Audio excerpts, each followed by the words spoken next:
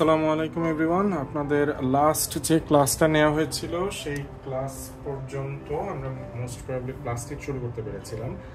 তো আমাদের আজকের যে দুপুরবেলার ক্লাসটা নেওয়ার কথা ছিল, দ্যাট ইজ ওয়েডনেসডে ক্লাসটা, সেই ক্লাসটা আমরা নিতে পারিনি। সেই ক্লাসটা আমরা আজকে অনলাইনে করব। তো অনলাইনে ক্লাস করার নিয়মটা নিয়ে একটু বলি। তো মুশফিক ভাইয়ের নিয়ম যেটা, একটাই নিয়ম, সেটা হচ্ছে আপনার গ্রুপের ভেতরে প্রথমে যাবেন। গ্রুপের ভেতরে গেলে আপনি দেখতে পাবেন যে গ্রুপের ভেতরে কিছু নোট প্রোভাইড করা হয়েছে। সেই নোটগুলো আপনি আগে খাতায় করেছেন হোপফুলি, কেন গ্রুপের ভেতরে আমি লিখেই দিয়েছিলাম যে আপনাকে নোটটা আগে খাতায় তুলতে হবে এবং খাতায় তোলার পরে তারপরে হচ্ছে আপনি ক্লাসটা করতে পারবেন। তো মূলত আমরা আগে ক্লাস শুরু করার আগে গতদিন পর্যন্ত যা দেখেছিলাম সেগুলো নিয়ে যদি কথা বলি, তাহলে আপনারা খেয়াল করেছেন কিনা, আমরা শুরু করেছিলাম প্লাস্টিক। আমরা যখন প্লাস্টিক পড়া শুরু করেছিলাম, প্লাস্টিক নিয়ে আমরা কিছু কথা প্রথমে বলেছি। সেটা হচ্ছে যে প্লাস্টিকের উদ্দীপকটা আপনাকে বুঝতে হয়। প্লাস্টিকের উদ্দীপকটা যদি আপনার বুঝতে হয় তাহলে কিছু ইনফরমেশন জানতে হবে। সেটা হচ্ছে প্লাস্টিক একমাত্র অঙ্গাণু যে অঙ্গাণুটা ত্রিস্তরী। 2 নাম্বার যে জিনিসটা আমাদেরকে জানতে হবে সেটা হচ্ছে যে প্লাস্টিক একমাত্র অঙ্গাণু যেই অঙ্গাণুটা আপনার কোষের ভেতরে উদ্ভিদের জন্য খাদ্য তৈরি করে। আর 3 নাম্বার যে জিনিসটা জানতে হবে সেটা হচ্ছে অনেক সময় প্লাস্টিকের আকৃতি দিয়ে হিন্টিং দেওয়া হয়। সেটা হচ্ছে যে প্লাস্টিক লেন্স আকৃতির, প্লাস্টিক বৃত্তাকার, ডিম্বাকার, নক্ষত্রকার, বিভিন্ন ধরনের হতে পারে। তো প্লাস্টিক নিয়ে পড়ার সময় আমাদের আরেকটা জিনিস পড়ানো হয়েছিল, সেটা হচ্ছে যে প্লাস্টিকের একটা প্লাস্টিকের প্রকারভেদ। সেই প্লাস্টিকের প্রকারভেদ থেকে যদি আমি আসি, প্লাস্টিকের প্রকারভেদ যখন আমরা পড়েছিলাম, আমরা বলেছিলাম প্লাস্টিক 3টা প্রকারে বিভক্ত। 1 নাম্বার যেটা, সেটা হচ্ছে ক্রোমোপ্লাস্ট। ক্রোমোপ্লাস্ট কোনটা? রঙিন প্লাস্টিক। এটার অনেকগুলো পার্ট মানে টাইপ ছিল, 4টা টাইপ ছিল। এরপরে আমরা পড়েছি ক্লোরোফিল যুক্ত যদি কোনো প্লাস্টিক হয়, সেই প্লাস্টিককে আমরা বলেছিলাম ক্লোরোপ্লাস্ট। আর তারপরে আরেকটা জিনিস আমরা পড়েছিলাম, সেটা হচ্ছে যে লিউকোপ্লাস্ট। লিউকোপ্লাস্ট হচ্ছে সেই প্লাস্টিক যেই প্লাস্টিক সাধারণত সাদা বর্ণের অথবা রঙিন বর্ণের হবে। তো এই প্লাস্টিকগুলো থেকে আমাদের মাঝে মধ্যে এমসিকিউতে আসে। তো এমসিকিউতে যদি আসে তাহলে আমার কি কি জানতে হবে? ক্রোমোপ্লাস্ট। ঠিক আছে, ক্রোমোপ্লাস্ট নিয়ে জানতে হবে যেটা, সেটা হচ্ছে ক্রোমোপ্লাস্ট কি? ক্রোমোপ্লাস্ট হচ্ছে একটা রঙিন প্লাস্টিক। আর এই রঙিন যে প্লাস্টিকটা, সেই প্লাস্টিকটা কোথায় থাকে? উদ্ভিদের পাপড়িতে। উদ্ভিদের পাপড়ি, অথবা আমি যদি সুন্দর করে বলতে চাই তাহলে হচ্ছে উদ্ভিদের দলমণ্ডল, মানে পাপড়িতে এই প্লাস্টিকগুলো থাকে যাতে পতঙ্গরা এই প্লাস্টিকে আকৃষ্ট হয়। এটার কারণ কি, উদ্দেশ্য কি? সেটা হচ্ছে পরাগায়নে সাহায্য করবে, আপনার পরাগায়নে সাহায্য করে। এইটাকে আমরা বলছি হচ্ছে ক্রোমোপ্লাস্ট। এরপরে যদি আমি বলতে চাই তাহলে আমাকে বলতে হবে যেটা, সেটা হচ্ছে ক্লোরোপ্লাস্ট। ক্লোরোপ্লাস্ট যেটা, সেটা আমরা জানি কি, ক্লোরোপ্লাস্ট হচ্ছে উদ্ভিদের যে সবুজ প্লাস্টিক, সেই সবুজ প্লাস্টিকটাকে আমরা ক্লোরোপ্লাস্ট বলছি। সবুজ প্লাস্টিক কেন সবুজ? তার কারণ এর ভেতরে একটা রঞ্জক আছে, রঞ্জকের নাম হচ্ছে ক্লোরোফিল। ঠিক আছে।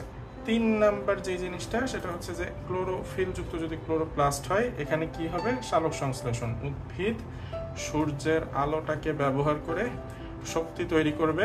এই প্রক্রিয়ার নাম হচ্ছে সালোক সংশ্লেষণ। এবং সালোক সংশ্লেষণ করে উদ্ভিদ কি করবে? শর্করা জাতীয় খাদ্য তৈরি করবে। আর এই শর্করা জাতীয় খাদ্য তৈরি করার কারণেই ওর একটা নাম আছে, মানে প্লাস্টিককে আমরা একটা নাম দিই, ওটা আমরা পরে আসবো। আর এটা হচ্ছে লিউকোপ্লাস্ট। লিউকোপ্লাস্ট কোথায় থাকে? যেই জায়গায় উদ্ভিদের সূর্যালোক পৌঁছায় না। দেখেন, আপনি যখন ক্রোমোপ্লাস্টের কথা বলছেন, ক্রোমোপ্লাস্ট আপনি বলেছেন যে ফুলের পাপড়িতে থাকে, তাই না? দলমণ্ডলে থাকে। তাহলে ফুলের পাপড়িতে যদি থাকে, দলমণ্ডলে থাকে, তাহলে সেটা অবশ্যই সূর্যালোক পৌঁছাচ্ছে। ক্লোরোপ্লাস্ট যেটা, সেটা তো সূর্যালোক ছাড়া কাজই করতে পারবে না। আর লিউকোপ্লাস্টের কথা যদি আমি আসি, লিউকোপ্লাস্ট হচ্ছে এমন একটা প্লাস্টিক যেই প্লাস্টিক সাধারণত এমন জায়গায় থাকবে উদ্ভিদের যেখানে সূর্যালোক পৌঁছায় না। যেমন উদ্ভিদের মূল, এটা মাটির নিচে থাকে, এখানে সূর্যালোক পৌঁছায় না। ঠিক আছে, কন্দ বা স্কন্দ, ঠিক আছে, এরকম জায়গায় বিভিন্ন জায়গায় থাকতে পারে। লিউকোপ্লাস্ট যেটা, সেটা সাদা, বা আর একটা কথা বইয়ে লেখা আছে, সেটা হচ্ছে এটা বর্ণহীন হতে পারে। এটা সাদা হতে পারে, এটা বর্ণহীন হতে পারে। আর এটা 3 ধরনের খাদ্য সঞ্চয় করে রাখে। তাহলে ওর মেইন কাজ কি? খাদ্য সঞ্চয় করে রাখা। এই যে খাদ্য সঞ্চয় করে রাখে, আমরা জানি যে খাদ্য সঞ্চয়ের ভিত্তিতে ওকে আমরা অনেকগুলো নাম দিয়েছিলাম, এবং কেন কেন দিয়েছিলাম সেগুলো নিয়ে আমরা একটু কথা বলেছি। তাহলে এই গেল হচ্ছে আমাদের গত দিনে 3 ধরনের যে প্লাস্টিক আমরা পড়েছিলাম, সেই প্লাস্টিকের মেইন বেসিক আলোচনা। হ্যাঁ, মানে প্লাস্টিক 3টার টাইপস এবং এই প্লাস্টিক 3টার একটা সম্পর্কে আপনার যদি এমসিকিউতে কিছু আসে। এখন ক্লোরোপ্লাস্ট যখন আপনি পড়তে যাবেন, আপনাকে প্রথমেই যে জিনিসটা পড়তে হবে সেটা হচ্ছে যে ক্লোরোপ্লাস্টের একটা ক্ষয়ের প্রশ্ন। আমরা ক্লোরোপ্লাস্টের গঠনে যাওয়ার আগে ক্লোরোপ্লাস্টের একটা ক্ষয়ের প্রশ্ন। আমি একটা জিনিস বলেছিলাম, প্লাস্টিড আপনার পরীক্ষায় প্রশ্নে আসবে না, প্রশ্নে আসবে যেটা সেটার নাম হচ্ছে ক্লোরোপ্লাস্ট। মানে প্লাস্টিডের ভেতরে যেহেতু ক্লোরোপ্লাস্টেই শুধুমাত্র সালোক সংশ্লেষণ বা ফটোসিনথেসিস হচ্ছে, তাই এটাই আমার জন্য গুরুত্বপূর্ণ। আপনার পরীক্ষায় প্রশ্ন আসবে ক্লোরোপ্লাস্টকে কেন কোষের রান্নাঘর বলা হয়। ঠিক আছে, তো কোষের রান্নাঘর বা শক্তি উৎপাদনেরও ঘর বলে অনেক জায়গায়। তো মানে শক্তি উৎপাদন ঘর বললে তখন আমাদের একটু কনফিউশন চলে আসে, সেটা হচ্ছে যে এটা মাইটোকন্ড্রিয়া নাকি ক্লোরোপ্লাস্ট বলেছে, কি বলেছে। তো কোষের রান্নাঘর যদি বলে তাহলে এখানে শর্করা জাতীয় শক্তির কারখানা, যে কোনোটাই বলতে পারে। কিচেন অফ সেল বা factory of synthesis of sugar, মানে শর্করা মানে সুগার, তো এই কারণে শর্করা তৈরির কারখানা। তো আপনি এই প্রশ্নটা মনে রাখেন, কোষের রান্নাঘর কেন বলা হয়, তার কারণ হচ্ছে সালোক সংশ্লেষণ প্রক্রিয়ায় ক্লোরোপ্লাস্ট কি করছে, সালোক সংশ্লেষণ প্রক্রিয়ায় ক্লোরোপ্লাস্ট সূর্যের আলোটাকে ব্যবহার করে। এটা যদি সূর্যের আলো হয়, আপনাদের গ্রুপের ভেতরে নোট দেয়া থাকবে, আপনি এখানে জাস্ট বোঝেন। সেটা হচ্ছে এটা যদি একটা ক্লোরোপ্লাস্ট হয়, সেই ক্লোরোপ্লাস্টের ভেতরে এরকম বিভিন্ন ছোট ছোট থলে আকৃতির অংশ থাকে। এই থলে আকৃতির অংশগুলোর ভেতরে অথবা তার মাতৃকায়, দুই জায়গায় হতে পারে, এই জায়গায় সূর্যের যে আলো, সেই সূর্যের আলোকে এক ধরনের শক্তি, সেই শক্তিটাকে রূপান্তর করে সে এটিপি তৈরি করে, আর একটা জিনিস তৈরি করে NADPH2। এই যে শক্তি, সেই শক্তি ব্যবহার করে সে গ্লুকোজ তৈরি করে বা শর্করা তৈরি করে। তাহলে কি বললাম, ক্লোরোপ্লাস্ট সূর্যের আলোকে পরিবর্তিত করে নিজের জন্য শক্তিতে পরিণত করে, সেই শক্তি খরচ করে শর্করা জাতীয় খাদ্য তৈরি করে। যেহেতু ক্লোরোপ্লাস্টের শর্করা জাতীয় খাদ্য তৈরি হচ্ছে এবং যা উদ্ভিদের যাবতীয় শারীরতাত্ত্বিক কাজের জন্য গুরুত্বপূর্ণ, এই জন্যই ক্লোরোপ্লাস্টকে আমরা কি বলছি, কোষের রান্নাঘর বা কিচেন অফ সেল। কোষের রান্নাঘর বা কিচেন অফ সেল। ঠিক আছে, এই গেল হচ্ছে আমাদের ক্লোরোপ্লাস্টের কে কেন কোষের রান্নাঘর বা কিচেন অফ সেল বলা হয়। আরেকবার বলি, সোজা হিসাব, এটার ভিতরে সালোক সংশ্লেষণ হয়, সালোক সংশ্লেষণের মাধ্যমে শর্করা জাতীয় খাদ্য তৈরি হয়, এই জন্য কিচেন অফ সেল বলছে। সালোক সংশ্লেষণটা কিভাবে হচ্ছে, সূর্যের যে আলোটা পড়ছে, সেই সূর্যের আলোটাকে ব্যবহার করে ক্লোরোপ্লাস্ট এটাকে শক্তিতে পরিণত করছে। কি কি শক্তি, অ্যাডিনোসিন ট্রাইফসফেট বা এটিপি আর NADPH2, বড় নাম নেই, এটা আমরা লাস্টে পড়বো। NADPH2, এই NADPH2 যেটা, সেটা হচ্ছে পরবর্তীতে ATP এবং NADPH2 কে ব্যবহার করে, এগুলো যেহেতু শক্তিকে ব্যবহার করে খাদ্য তৈরি করে, শর্করা জাতীয় খাদ্য, এবং এই শর্করা জাতীয় খাদ্যই যেহেতু উদ্ভিদের সকল ধরনের শক্তি যোগাচ্ছে শারীরতাত্ত্বিক কাজের জন্য, সেই জন্যই আমরা ওকে বলছি যে ওকে কোষের রান্নাঘর বা কিচেন অফ সেল বলা হয়। ঠিক আছে, কাকে বলা হচ্ছে, এটা কিন্তু ক্লোরোপ্লাস্টকে বলা হচ্ছে, প্লাস্টিডকে না। কেন, প্লাস্টিডের মধ্যে ক্রোমোপ্লাস্ট, লিউকোপ্লাস্ট আর অনেক ধরনের প্লাস্টিড থাকতে পারে, যেগুলোকে আপনি কিন্তু কোষের রান্নাঘর বা কোষের রান্না মানে শর্করা জাতীয় খাদ্যের সাথে কোনো সম্পর্ক নেই, এজন্য ওগুলোকে বলা যাবে না, শুধুমাত্র ক্লোরোপ্লাস্টকেই বলতে হবে। এখন আমরা জানি যে কোনো ধরনের একটা বড় অঙ্গাণু, সেটা মাইটোকন্ড্রিয়া বলেন, ক্লোরোপ্লাস্ট বলেন, আমাদেরকে প্রথমে যে জিনিসটা পড়তে হয় সেটা হচ্ছে দেখতে কেমন, তাই না? তো দেখতে কেমন যেটা, সেটাকে আমরা ভৌত গঠন বলি। এবং একটা জিনিস মাথায় রাখতে হবে, যা দেখতে কেমন এই প্রশ্নটা যদি করা হয়, অথবা ভৌত গঠন এই প্রশ্নটা যদি করা হয়, আমাদের চিত্র কিন্তু একদম মাস্ট, চিত্র দিতেই হবে। তার কারণ হচ্ছে আপনাকে জিজ্ঞেসই করছে যে ওটা দেখতে কেমন।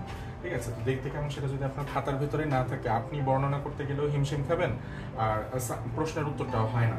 ঠিক আছে, তো এইটাকে প্রথমেই আমরা প্রথম দিন আপনাদেরকে একটা কথা বলেছিলাম যে এটা দেখতে কিসের মতো, লেন্স আকৃতির, তাই না? তাহলে এই আঁকলাম হচ্ছে আমরা একটা লেন্স আকৃতির একটা অঙ্গাণু। তো এই যে লেন্স আকৃতির অঙ্গাণুটা, সেই লেন্স আকৃতির অঙ্গাণুটাকে আমরা বলেছিলাম যে এটার বাইরে থাকবে দুইটা স্তর, এই একটা স্তর, এই একটা স্তর। ঠিক আছে, দুইটা স্তর এবং ভিতরে আরেকটা স্তর থাকে।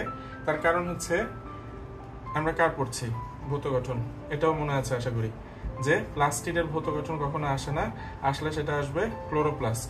ওকে, ক্লোরোপ্লাস্টের যখন ভৌত গঠন আসবে, সেই ভৌত গঠনটা আমাদের প্রথমে যেটা মাথায় রাখতে হবে সেটা হচ্ছে এটা ত্রিস্তরী। তো এই গেল হচ্ছে বাইরের স্তর, এই গেল হচ্ছে ভিতরের স্তর। ঠিক আছে, তো এইখানে যে জিনিসটা সেটা হচ্ছে যে তৃতীয় যে স্তর, সেই তৃতীয় স্তরটা এরকম ভাঁজ হয়ে কতগুলো থলের মতো অংশ তৈরি করে।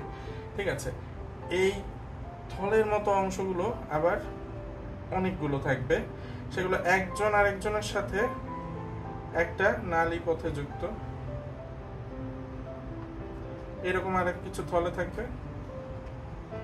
এরকম আরো কিছু থলে থাকবে, এখানে মনে করেন কিছু থলের মতো অঙ্গ আছে। ঠিক আছে, তাহলে আবার আসি, বাইরে একটা আবরণী, ভিতরে একটা আবরণী, আর তৃতীয় যে আবরণী সেই আবরণী হচ্ছে থলের মতো কিছু অঙ্গ তৈরি করেছে। তো থলের মতো যে অঙ্গগুলো, সেই অঙ্গগুলোকে আমরা সাধারণত বলি থাইলাকয়েড। ঠিক আছে, এই যে এরকম কিছু থলের মতো থাকে, এই থলের মতো যে অঙ্গগুলো, সেই অঙ্গগুলো একজন আরেকজনের সাথে আবার যুক্ত। ঠিক আছে, এটা মনে করেন এর সাথে যুক্ত, এ আবার এর সাথে যুক্ত, এরকম। হ্যাঁ, তো এইখানে যে জিনিসটা সেটা হচ্ছে এইটা কি, এইটা হচ্ছে একদম বাইরের আবরণী, বাইরের আবরণী, এইটা হচ্ছে আমাদের ভিতরের আবরণী।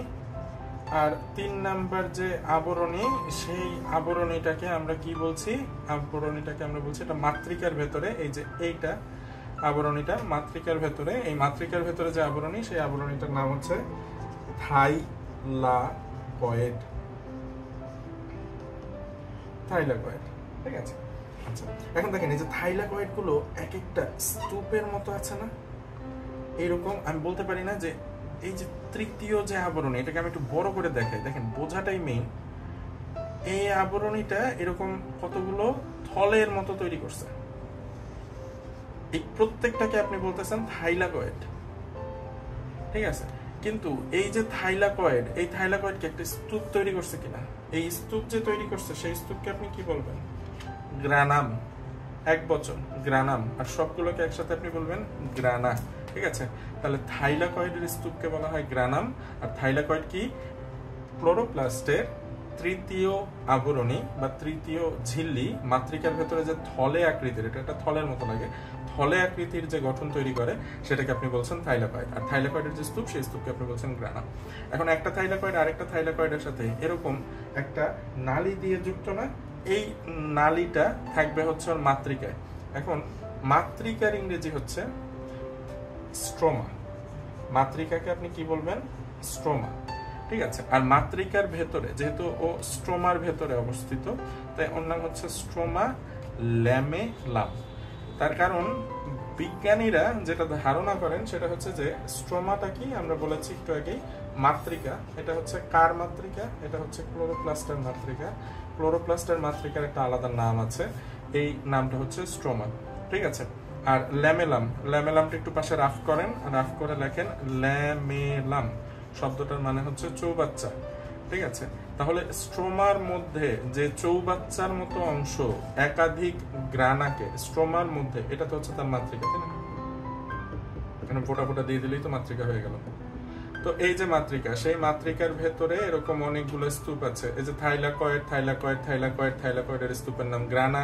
এই গ্রানাগুলো একজন আরেকজনের সাথে একটা চৌবাচ্চার মতো নালী দিয়ে যুক্ত। এই যে নালী, সেই নালীটাকে আমরা বলছি স্ট্রোমা ল্যামেলাম। ঠিক আছে, আচ্ছা, এখন এই স্ট্রোমা ল্যামেলাম থাকা সত্ত্বেও মাতৃকার ভেতরে অনেকগুলো ছোট ছোট ছোট ছোট দানা একসাথে থাকবে, এদেরকে বলা হয় রাইবোজোম। এদেরকে বলা হয় রাইবোজোম। এখন আপনাদের একটা জিনিস মনে আছে, রাইবোজোম কোষের জন্য পুষ্টি হিসাবে প্রোটিন তৈরি করে, তাহলে এইখানেও রাইবোজোম গুলো প্রোটিন তৈরি করবে। যাই হোক, ওই আলোচনা আমরা পরে আসবো। এটার ভেতরে আরেকটা জিনিস থাকবে, সেটা হচ্ছে যে একটা ডিএনএ থাকে, এবং কোষ যেহেতু ক্লোরোপ্লাস্ট, ও কি করতেছে, খাদ্য তৈরি করতেছে, এবং খাদ্য তৈরি করার জন্য ওর ভেতরে থাকতেছে একটা শ্বেত সার দানা। হ্যাঁ, শ্বেত সার দানা। আর এর ভেতরে যে মাতৃকা, সেই মাতৃকার ভেতরে আপনি আরো একটা জিনিস পাবেন। সেই জিনিসটা কি, সেটা হচ্ছে একটা বৃত্তাকার ডিএনএ পেতে পারেন। এই বৃত্তাকার ডিএনএটাকে আমরা প্লাজমিড, অথবা বইয়ে যেহেতু ডিএনএ লিখেছে আমরাও ডিএনএ লিখতে পারি, বইয়ে ডিএনএ লিখেছে আমরাও ডিএনএ লিখলাম। ঠিক আছে, তো এরকম ডিএনএ থাকবে। তাহলে দেখেন, যেহেতু আমি পুরোটা আরেকবার একটু সুন্দর করে আসার চেষ্টা করি, সেটা হচ্ছে যে এই যে একাধিক গ্রানা, এই গ্রানার ভেতরে যে আপনার ছিল, নালীগুলো ছিল, সেগুলোকে আমরা নাম দিয়েছি স্ট্রোমা ল্যামেলাম।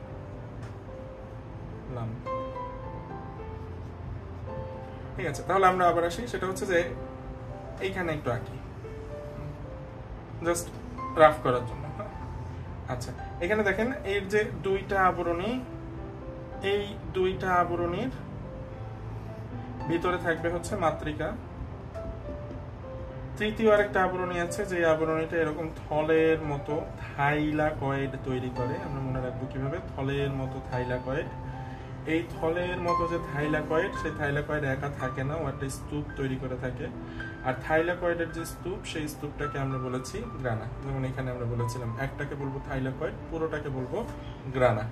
ঠিক আছে, এর ভেতরে এই থাইলাকয়েড এবং গ্রানা একজন আরেকজনের সাথে যুক্ত থাকে হচ্ছে একটা নালীর মাধ্যমে। নালীটা যেহেতু মাতৃকায়, প্লাস্টিডের মাতৃকাকে আমরা বলি স্ট্রোমা, আর মাতৃকায় থাকা চৌবাচ্চার মতো যে নালী, তার নাম হচ্ছে, একটা হলে স্ট্রোমা ল্যামেলাম, যদি বহু বচন হতো তাহলে সেটার নাম হয়ে যেত ল্যামেলি। ঠিক আছে, আচ্ছা, এখন এই যে একাধিক থাইলাকয়েড, সেই থাইলাকয়েড কি দিয়ে যুক্ত? একটা নালী দিয়ে যুক্ত, সেই নালীটার নাম হচ্ছে স্ট্রোমা ল্যামেলাম। আচ্ছা, এই নালী পথটা কোথায় অবস্থিত? মাতৃকায় অবস্থিত। মাতৃকার নাম হচ্ছে স্ট্রোমা। এই মাতৃকার ভেতরে কি অবস্থিত? ছোট ছোট শ্বেতসার দানা অবস্থিত। এই যে এখানে আমরা একটা শ্বেতসার দানা পেয়েছি, শ্বেতসার দানা। আর শ্বেতসার দানা ছাড়াও এটার ভেতরে আরেকটা জিনিস থাকে, সেটা হচ্ছে একটা বৃত্তাকার ডিএনএ থাকে। কতগুলো ছোট ছোট ছোট ছোট ছোট ছোট ছোট ছোট দানাদার পদার্থ থাকে, যে দানাদার পদার্থগুলোকে আপনার বলা হবে রাইবোজোম। এই গেল হচ্ছে আমাদের প্লাস্টিডের গঠন। হ্যাঁ, এখন প্লাস্টিডের গঠন এইটা মোটামুটি আপনি ধারণা করলেন। প্লাস্টিডে অনেক সময় দেখা যায় যে ছোট ছোট তেলের বিন্দু থাকে। ঠিক আছে, তেলের বিন্দু যেগুলো, সেগুলোকে আপনার একটু বড় ডট ডট দিয়ে দেখাতে হবে। এই যে মনে করেন এই দুইটা হচ্ছে তেল বিন্দু বা তৈলবিন্দু। এটা মাঝে মধ্যে এমসিকিউতে আসে যে নিচের কোন অঙ্গাণু তৈলবিন্দু বিশিষ্ট। ঠিক আছে, তাহলে উত্তরটা কি আপনার? প্লাস্টিড তৈলবিন্দু বিশিষ্ট।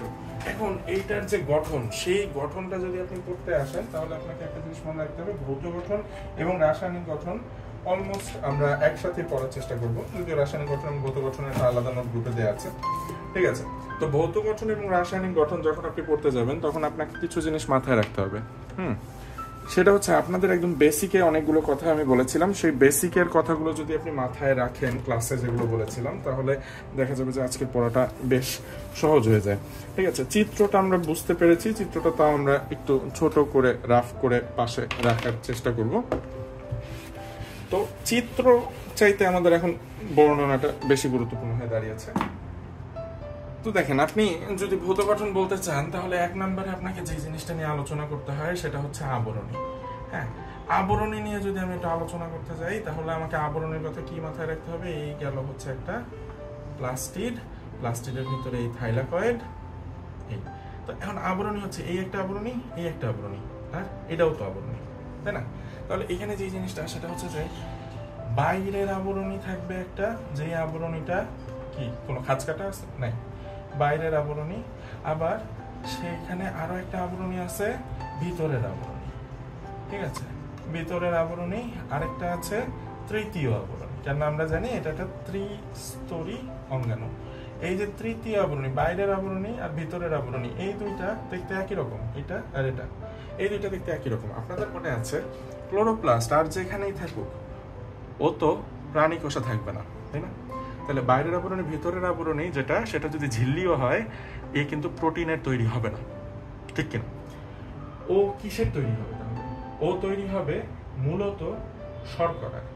এই যে শর্করা, সেই শর্করাটার নাম হচ্ছে গ্লাইকোসিল গ্লিসারাইড। ঠিক আছে, তৃতীয় আবরণীটা মুছি, আমাদের একটু লিখতে জায়গা হবে, নিচে লিখি। বাইরের আবরণী এবং ভিতরের আবরণী গ্লাইকোসিল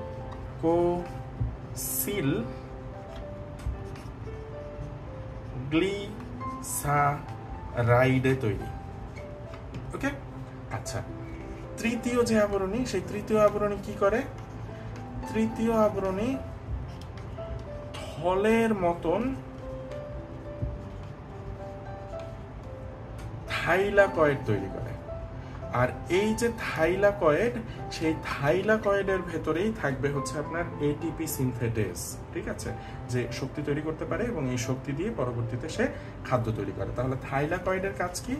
থাইলাকয়েড সালোক সংশ্লেষণের এককটা ধারণ করে, যেটা শক্তি ব্যবহার করে খাদ্য তৈরি করতে পারবে। তো সালোক সংশ্লেষণ ইংরেজি কি? ফটোসিনথেসিস। তো এই জন্য আমরা বলি সেটা হচ্ছে ফটোসিনথেটিক। Photosynthetic unit. ইউনিট মানে একক, ঠিক আছে? তো ফটোসিনথেটিক ইউনিট থাকে কোথায়? থাইলাকয়েডে। এনিওয়েজ, এই গেল হচ্ছে 1 নাম্বার আবরণী। তো আবরণীতে আমরা এই আলোচনাটাই পাইলাম। বাইরের আবরণী, ভিতরের আবরণী। আবার একটু শুরু থেকে আসি। বাইরের আবরণী এবং ভিতরের আবরণী, যে যেটা আবরণী থাকবে সেই আবরণী প্রোটিনে তৈরি হবে না, সেই আবরণী তৈরি হবে শর্করার, এবং এই শর্করাটার নাম হচ্ছে গ্লাইকোসিল গ্লিসারাইড। তৃতীয় যে আবরণী আছে সেই তৃতীয় আবরণীটা সাধারণত মাতৃকা একটা থলের মতো অঙ্গ তৈরি করে, যেটার নাম আমরা দিয়েছি থাইলাকয়েড। এবং এই থাইলাকয়েডের ভেতরে কি থাকছে? আপনার ফটোসিনথেটিক ইউনিট। এই থাইলাকয়েডের ভেতরে আপনি বলবেন কি একটা প্রকোষ্ঠ আছে। দেখেন, কোনো কিছুর ভেতরে যদি এরকম একটা ফাঁকা ঘরের মতো থাকে তাহলে সেটাকে আমরা প্রকোষ্ঠ বলি। থাইলাকয়েডগুলো দেখতে এরকম না? তাহলে এইটা হচ্ছে থাইলাকয়েডের প্রকোষ্ঠ, যেই প্রকোষ্ঠের ভিতরে কি থাকবে? Photosynthetic unit. তাহলে এই গেল হচ্ছে আমাদের আবরণীর আলোচনা। এখন যদি আপনার আবরণীর আলোচনা যায়, 2 নম্বর যে আলোচনা, সেই আলোচনাটা হচ্ছে মাতৃকার। আচ্ছা, আবরণীর পরের যে পয়েন্টটা, সেই পয়েন্টটা হচ্ছে ওর স্ট্রোমা বা মাতৃকা, তাই না? তো 2 নাম্বার যে জিনিসটা সেটা হচ্ছে স্ট্রোমা বা মাতৃকা। এখন আপনার মাথায় আছে কিনা সেটা হচ্ছে যে আমরা একদম লাস্ট ক্লাসে আপনাদেরকে বলেছিলাম যে মাতৃকা বললেই আমরা কিছু কথা একদম মুখস্থ লিখে দেবো। সেটা কি? এটা স্বচ্ছ হবে বা অর্ধ স্বচ্ছ হবে, ঠিক আছে? স্বচ্ছ বা অর্ধ স্বচ্ছ। 2 নাম্বার যে কথাটা হবে সেটা হচ্ছে যে এইটা হবে দানাদার। হ্যাঁ, এটার ভেতরে দানাদার একটা অংশ থাকবে। কিরকম দানা? এমন দানা যেই দানাটা পানি গ্রহণ করতে পারে। এইটা দানাদার হবে, এটা স্বাভাবিক, কিন্তু কি দানা সেইটা এক একটার ক্ষেত্রে এক এক রকম। আপনি মনে রাখবেন, পানি গ্রহণ করতে পারে যেমন জিনিস, সেটাকে আমরা পানি গ্রহণ করতে পারে এমন কোনো দানাকে আমরা বলি অসমোফিলিক দানা, ঠিক আছে? আচ্ছা, এরপরে যেটা হবে সেটা হচ্ছে একটা কলয়েড ধর্মী। আমি গতদিন আপনাদেরকে বলেছিলাম কলয়েড ধর্মটা কি, ও কলয়েড ধর্মী হবে। আর আরেকটা জিনিস যেটা আমরা দেখে চিনি সেটা হচ্ছে এর মধ্যে কি আছে? রাইবোজোম আছে, ডিএনএ আছে, আরএনএ আছে, তাই না? ডিএনএ আছে, আরএনএ আছে, আরেকটা জিনিস আছে রাইবোজোম আছে। এখন রাইবোজোম নিয়ে যখন আপনি মাথা ঘামাবেন তখন আপনাকে একটা জিনিস মাথায় রাখতে হবে, ওর যে রাইবোজোম, ও কি কোনো প্রকৃত কোষ? না। তাহলে ওর রাইবোজোমটা হবে 70S রাইবোজোম, ঠিক আছে? ওর রাইবোজোমটা কি হবে? 70S রাইবোজোম, কখনোই 80S রাইবোজোম হতে পারবে না। আচ্ছা, এদের সাধারণত কার্বন বিজারণের মাধ্যমে শর্করা তৈরি করার একটা ক্ষমতা থাকে। এই ক্ষমতাটার জন্য এই জিনিসপত্রগুলো লাগে। স্বচ্ছ বা অর্ধস্বচ্ছ ধরনের হবে, দানাদার হবে। এই দানা যেটা, সেটা কি ধরনের দানা? অসমোফিলিক দানা।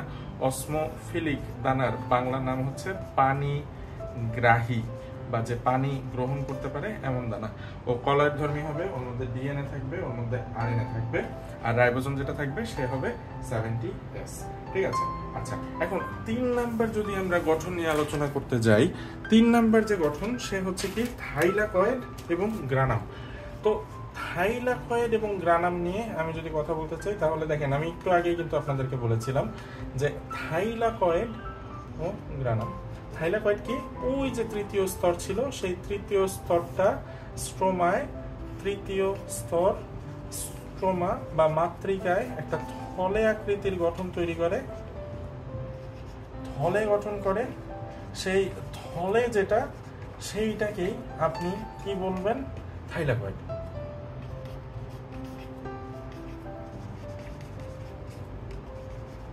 থাইলাকয়েড বলা হয়, ঠিক আছে? তৃতীয় স্তর যেটা মাতৃকায় থলে গঠন করে, একে কি বলা হয়?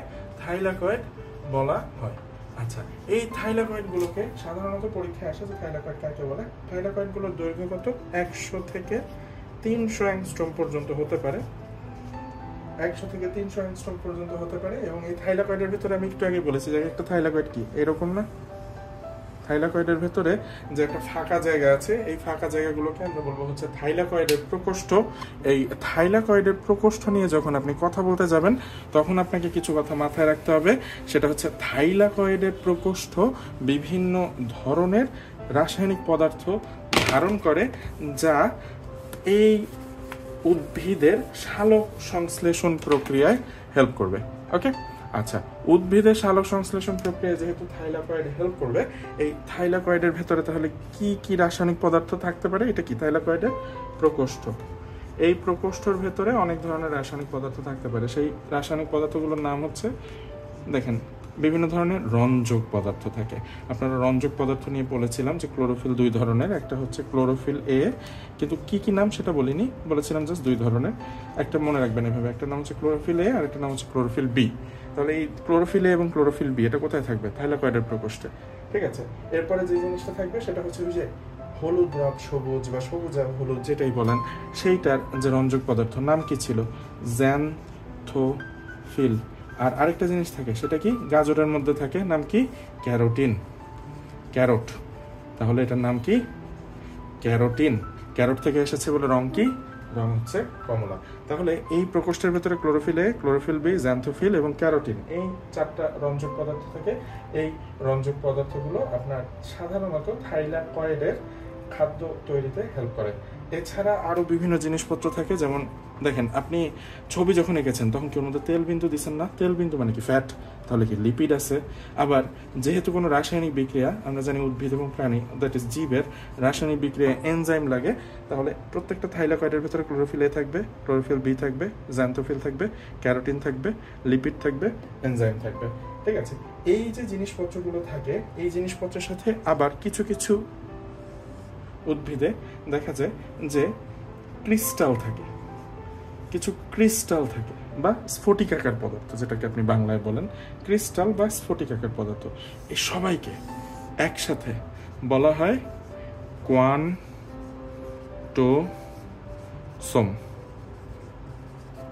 তাহলে আপনি ইন জেনারেল বলতে পারেন প্রতিটি থাইলাকয়েডের প্রকোষ্ঠে থাকে কোয়ান্টোসোম। এক একটি quantasome chlorophyll A, chlorophyll B, xanthophyll, carotene, lipid, enzyme এবং ক্রিস্টাল দানা দিয়ে তৈরি। ব্যাপারটা বোঝা গেছে? তাহলে এইটাই হচ্ছে আমাদের মেইন আলোচনা। তো এই যে কোয়ান্টোসোম, কোয়ান্টোসোমটা আমার জানা লাগবে, মাঝে মধ্যে পরীক্ষায় চলে আসে কোয়ান্টোসোম কোনটি। আচ্ছা, এখন তাহলে থাইলাকয়েডের আলোচনা গেল। গ্রানার আলোচনা, গ্রানার আলোচনা আরো সহজ। হ্যাঁ, গ্রানার আলোচনা কি? থাইলাকয়েডের স্তূপ, থাইলাকয়েডের স্তূপকে আপনি বলবেন হচ্ছে গ্রানা। এখন এই যে গ্রানা, এই গ্রানা এক একটা ক্লোরোপ্লাস্টের ভিতরে কতগুলো পর্যন্ত থাকতে পারে? সাধারণত প্রতিটি ক্লোরোপ্লাস্টে 40 থেকে 60টি গ্রানা থাকে এবং কতটি থাইলাকয়েড মিলিত হয়ে একটা গ্রানা তৈরি হয়? 10 থেকে 100টি থাইলাকয়েড মিলিত হয়ে একটি গ্রানা তৈরি করে। ঠিক আছে, একটি গ্রানা তৈরি করে। তাহলে এই গেল হচ্ছে আমার গ্রানার আলোচনা। এটা আপনি আলাদা রাখবেন না, এটা একসাথেই রাখবেন, থাইলাকয়েড এবং গ্রানাম।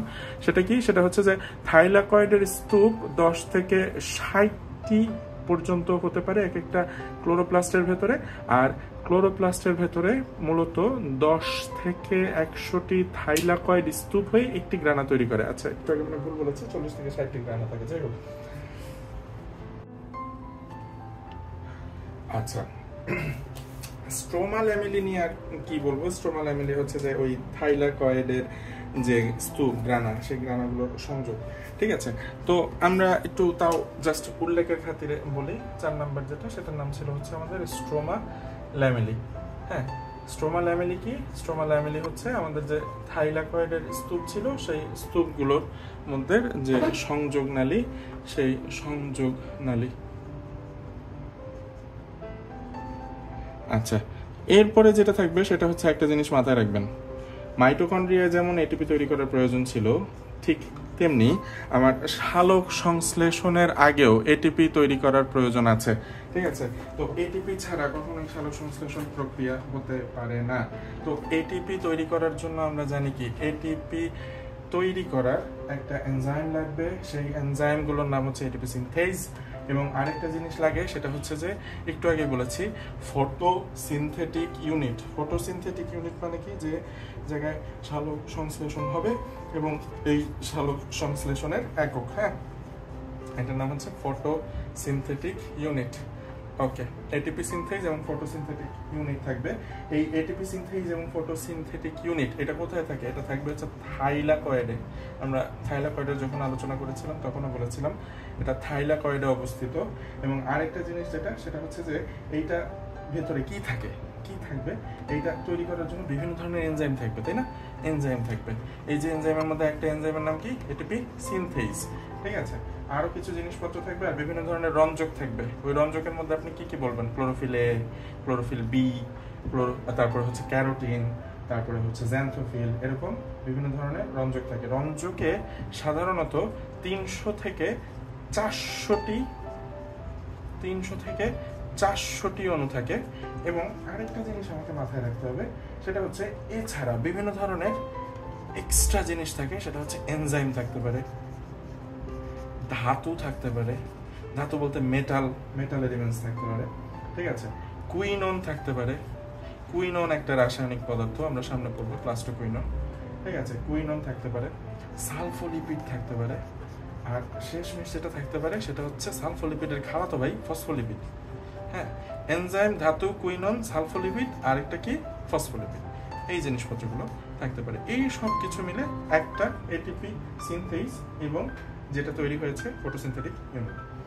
লাস্টে যেটা থাকবে সেটা হচ্ছে ওই যে ডিএনএ এবং রাইবোজোম। ডিএনএ এবং রাইবোজোম নিয়ে যদি আমি কথা বলতে চাই, ডিএনএ যেটা ও রাইবোজোম। হ্যাঁ, রাইবোজোম যদি হয় সেই রাইবোজোমটা অবশ্যই 80S হবে না, সেটা 70S হবে। যখন আমরা মাত্রিকা আলোচনা করেছিলাম তখনও বলেছি। আর ডিএনএ যেটা, সেই ডিএনএটা হবে কি? বৃত্তাকার। ঠিক আছে, এখন এখানে একটা এমসিকিউ মাঝে মধ্যে আসে, সেটা হচ্ছে যে এক একটা কোষে কয়টা করে ডিএনএ থাকে।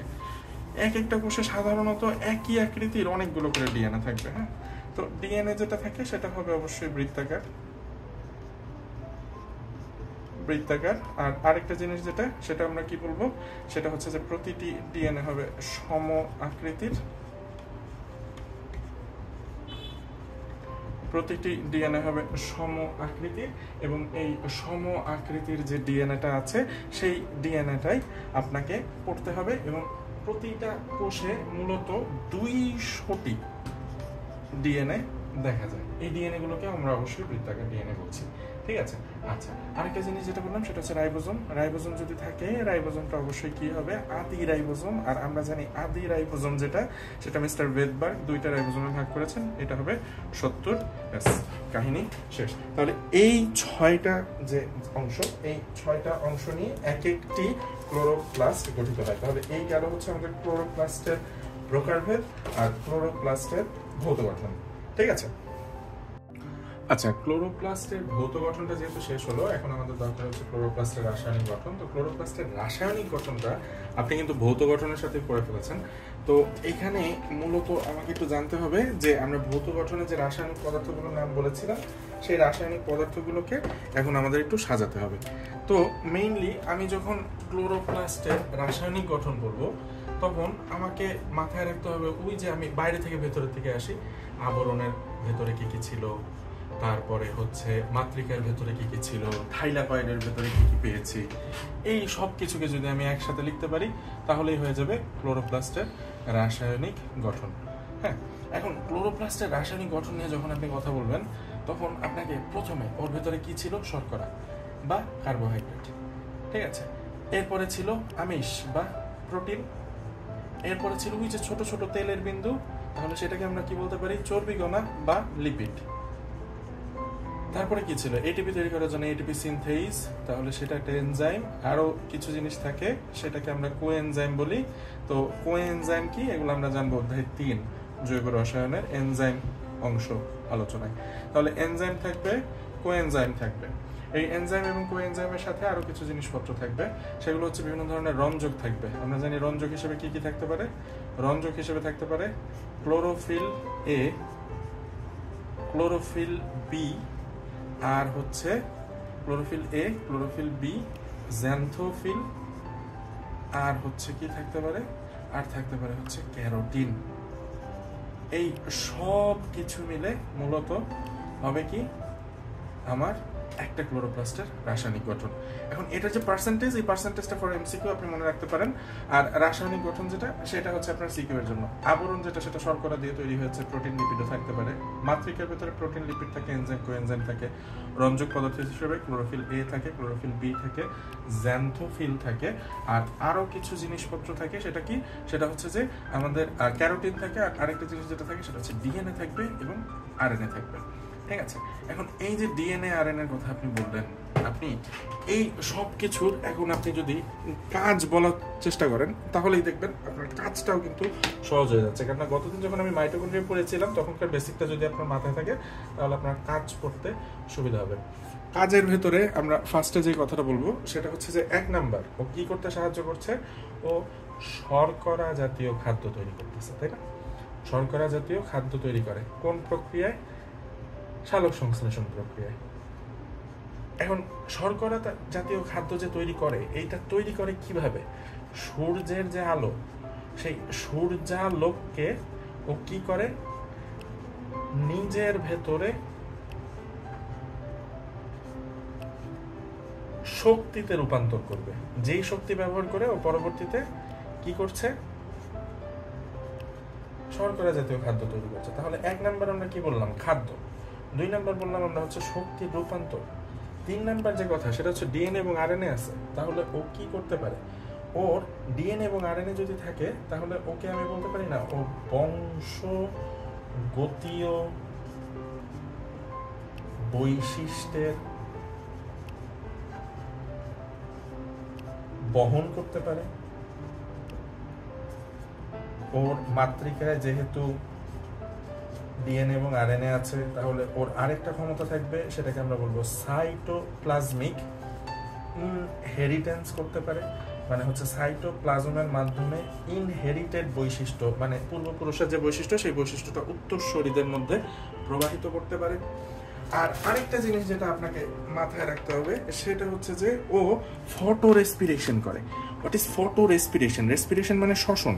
আর সূর্যালোককে ব্যবহার করে যদি শ্বসন করে তাহলে সেই শ্বসনকে আপনি বলবেন ফটো রেসপিরেশন। ঠিক আছে?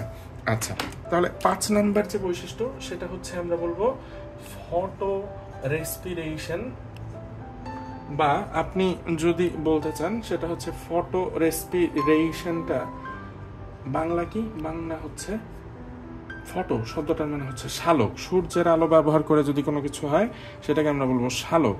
আর রেসপিরেশন মানে শ্বসন, তাহলে এটাকে বলা হয় ফটো রেসপিরেশনের বাংলা হচ্ছে শালক শ্বসন করে। ওকে ওকে, তাহলে আমরা 5টা কাজ নিয়ে যা আলোচনা করলাম। একটা হচ্ছে শর্করা জাতীয় খাদ্য তৈরি করছে, যেটা গ্লুকোজ তৈরি করছে, সূর্যালোককে নিজের ভিতরে শক্তিতে রূপান্তর করছে, এই শক্তিতে রূপান্তর করে জমা রাখছে। আরেকটা জিনিস হচ্ছে আমরা যেহেতু ডিএনএ এবং আরএনএ আছে, বংশগতীয় বৈশিষ্ট্যের বহন করতে পারে, সাইটোপ্লাজমিক ইনহেরিটেন্স করতে পারে, নিজের বৈশিষ্ট্যটাকে সে কিন্তু প্রকাশও করতে পারে। তাহলে এই নিজের বৈশিষ্ট্যটা প্রকাশ করাকে আমরা বলবো নিজস্ব বৈশিষ্ট্যের স্বকীয়তা। আর আরেকটা জিনিস বললাম, সূর্যের আলোকে ব্যবহার করে ও কি করতে পারে? সূর্যের আলোকে ব্যবহার করে ও ফটো রেসপিরেশন বা শালক শ্বসনটা করতে পারে। ঠিক আছে, এই গেল হচ্ছে আমাদের মোটামুটি ক্লোরোপ্লাস্টের কাজ। এখন ক্লোরোপ্লাস্টের কাজ পড়া হয়ে গেলে আমাদেরকে যে জিনিসটা জানা লাগবে সেটা হচ্ছে ক্লোরোপ্লাস্ট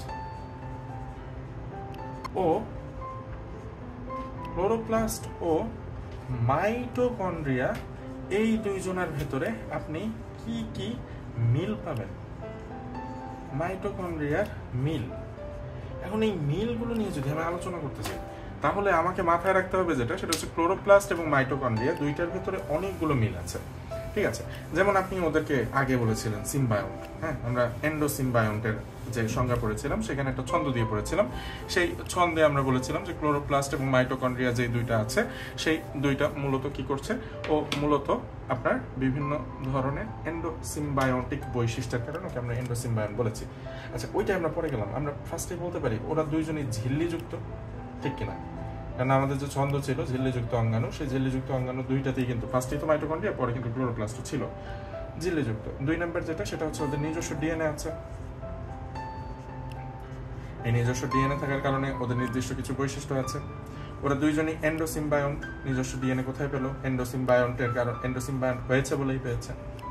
ওরা দুইজন এন্ডোসিম্বায়ন্ট।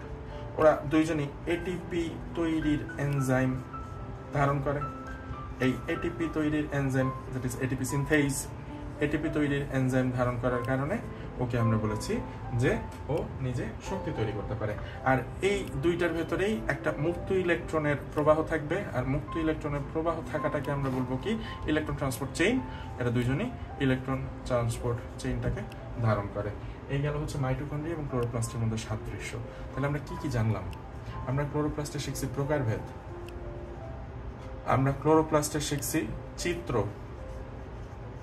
আমরা ক্লোরোপ্লাস্টে শিখছি ভৌত গঠন, আমরা ক্লোরোপ্লাস্টে শিখছি রাসায়নিক গঠন, আরেকটা জিনিস শিখছি কাজ।